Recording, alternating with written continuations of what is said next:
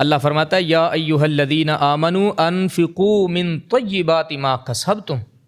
اے ایمان والو خرچ کرو من طیبات، اس پاک رزق میں سے، اس پاک روپے پیسے میں سے، پاک کمائی میں سے، ما کسبتم جو تم نے کمائیاں کی ہیں، جو تم نے کمایا ہے اس میں سے خرچ کرو، وَمِمَّا أَخْرَجْنَا لَكُم مِّنَ الْأَرْضِ، اور اس میں سے خرچ کرو جو ہم نے تمہارے لیے زمین سے نکالا، یعنی اناج میں سے بھی خرچ کرو۔ یہ نہیں کہ روپیہ پیسہ تاجر تو خرچ کرے، بیپاری خرچ کرے، ذمہ دار جو ہے وہ بیٹھا رہے، نہیں، فرمایا کہ وَمِمَّا أَخْرَجْنَا لَكُم مِّنَ الْأَرْضِ، جو زمین سے حاصل ہوتا ہے اس میں سے بھی خرچ کرو، عشر کی صورت میں، زکوٰۃ کی صورت میں۔ تو فرمایا وَلَا تَيَمَّمُوا الْخَبِيثَ مِنْهُ تُنْفِقُونَ وَلَسْتُمْ بِآخِذِيهِ، یہ بڑی قابل غور بات۔ فرمایا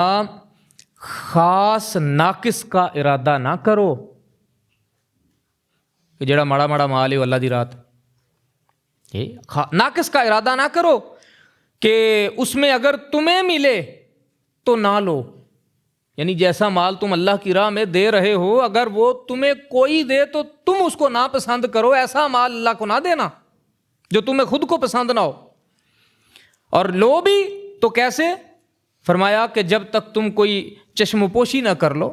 یعنی دل میں تمہارے جو ہے وہ نفرت ہے، بس تم آنکھ بچا کے لے رہے ہو،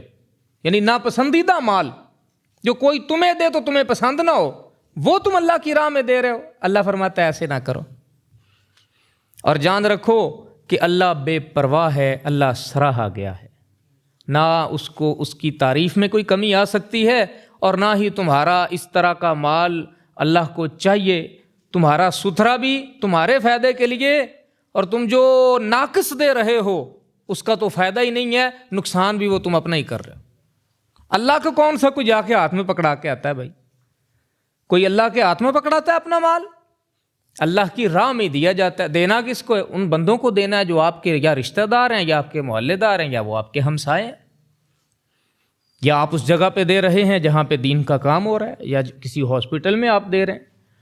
تو فرمایا کہ ایسا مال دو جو تمہیں ملے تو تمہیں بھی خوشی ہو، یہ نہ ہو کہ ناقص اکٹھا کر کے۔ اصل میں یہ جو آیت ہے نا جی، یہ نازل اللہ تعالیٰ نے اس وقت فرمائی تھی، لوگ اپنی کمائیوں میں سے جب صدقہ نکالتے تھے نا تو خراب مال جو ہوتا تھا اس کا صدقہ نکال دیتے تھے۔ اللہ نے فرمایا کہ یہ طریقہ کار درست نہیں ہے، ایسے نہ کرو، مال اگر خرچ کرنا ہے تو ایسا خرچ کرو جو تمہیں خود کو بھی پسند ہو۔ اچھا بعض اوقات ایسا ہوتا ہے کوئی چیز انسان کے اپنی طبیعت میں پسندیدہ نہیں ہوتی لیکن وہ اچھی ہوتی ہے، وہ اس حکم میں نہیں آئے گی۔ عام لوگ اگر اس کو اچھا سمجھ رہے ہیں، ایک بندے کی صرف فطرت، ایک بندے کی فرد واحد کی طبیعت اس کو پسند نہیں کرتی لیکن چیز اچھی ہے، وہ بھی دی جا سکتی ہے اللہ کی راہ میں۔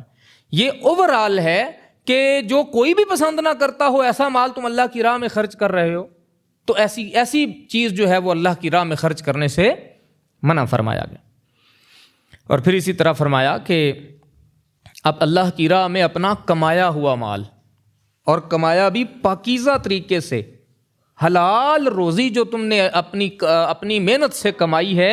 اس میں سے اللہ کی راہ میں خرچ کرو، ناقص گھٹیا خرچ نہ کرو۔ اور پھر فرمایا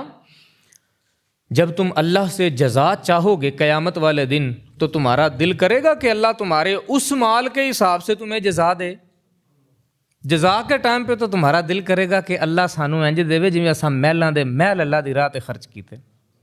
تو اللہ فرمایا پھر دنیا میں بھی حوصلہ کرو۔